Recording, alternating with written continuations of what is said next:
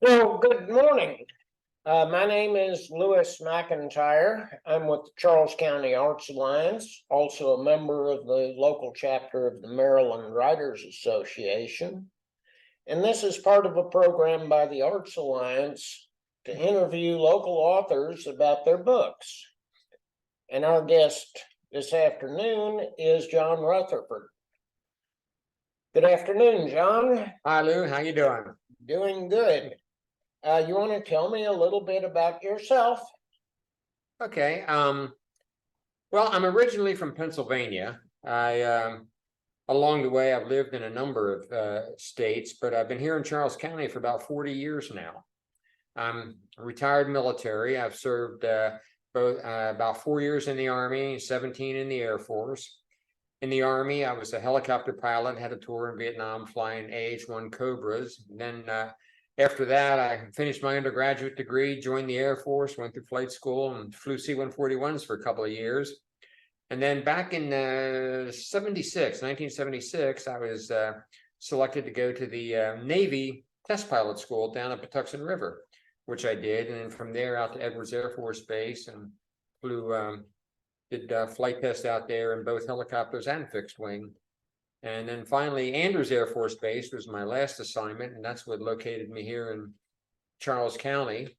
And looking back on it, I say it was probably the best assignment I ever had because this is where I met my wife.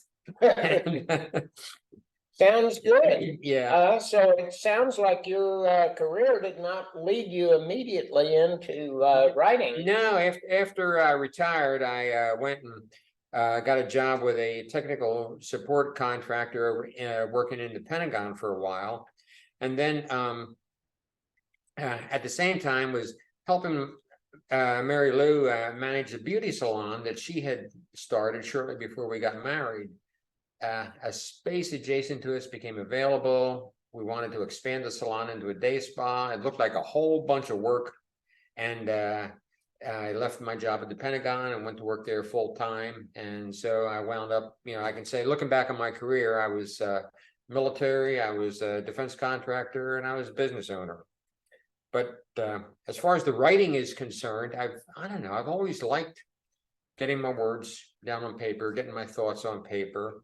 I did a lot of technical writing in, my military and post-military careers. And then, did a bunch of writing, helping to run the salon, wrote policy manuals and job descriptions and advertising,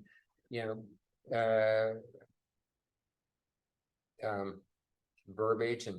And I've always been an avid reader. And I like fiction. I used to read a lot of Louis L'Amour's Westerns. And then I got drawn into crime fiction and became a big fan of Harlan Coben and John Grisham and others in that particular arena. And I got to the point, I don't know, Lou, I was liking the reading so much, I thought, well, why don't I try writing some? That's very good. And so would you describe, so you do crime fiction, and for those of you in the audience who are not writers, there's two general types of writers. There's planners and pantsers. The planner will exhaustively detail the entire plot from beginning to end before they begin writing. And then it's just a matter of filling in the blanks, or so the theory goes.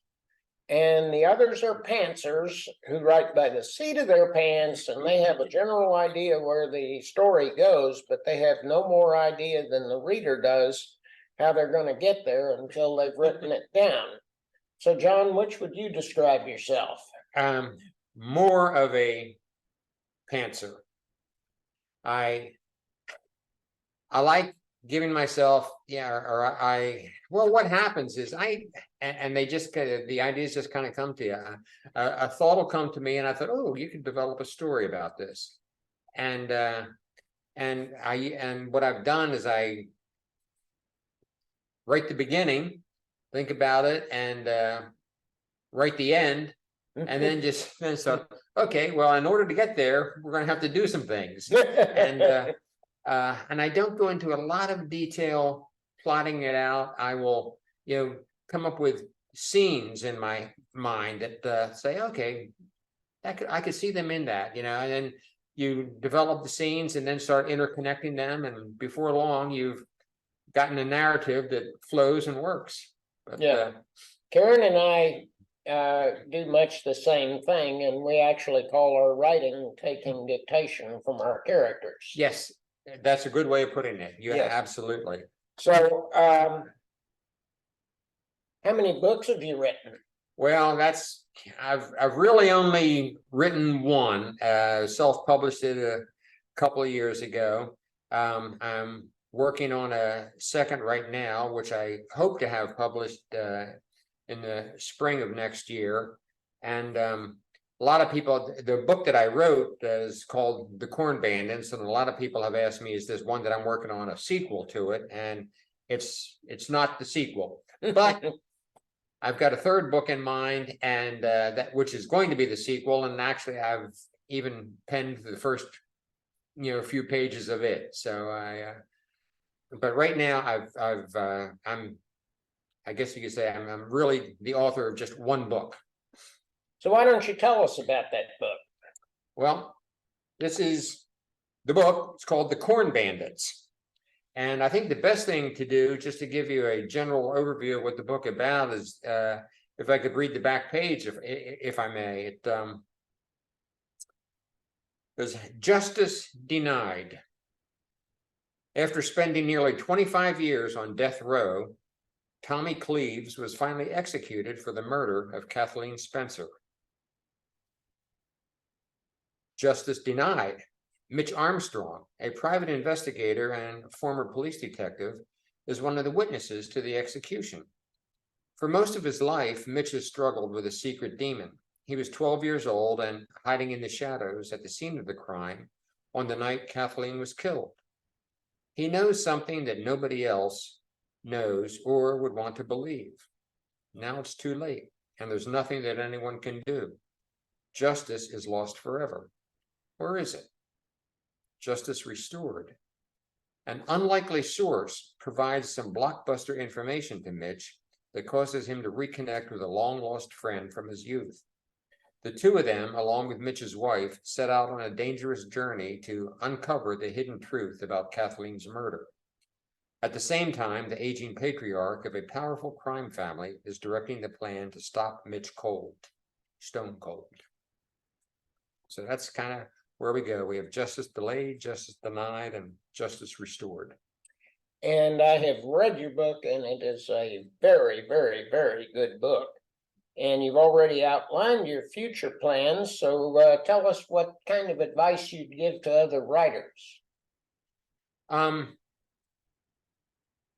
Well, the one single word that is the best advice to writers, which I have to admit sometimes I have a hard time following, is write. Yes. Sit down and write. Whether you think you're going to get anything on the paper or not, at least give it a shot. Get the words down, and you'll be surprised what happens. There have been so many times that I've thought I just can't come up with something, and I sit down and start pecking away at the keyboard, and before you know it, I've come up with something. So sitting down to write, I mean, that's the primary thing is you just have to get yourself focused and make yourself do it. Yes. Well, where do you find your books? Mine are available on both Amazon and Barnes and Noble in the paperback and ebook versions. Okay. And that's about it. Well, I want to thank you for participating. And I want to thank all of our audience out there for watching this video. And I hope you will go out and buy one of John's books also. Thank you very much. Thank you, Lou. Thank you for having me.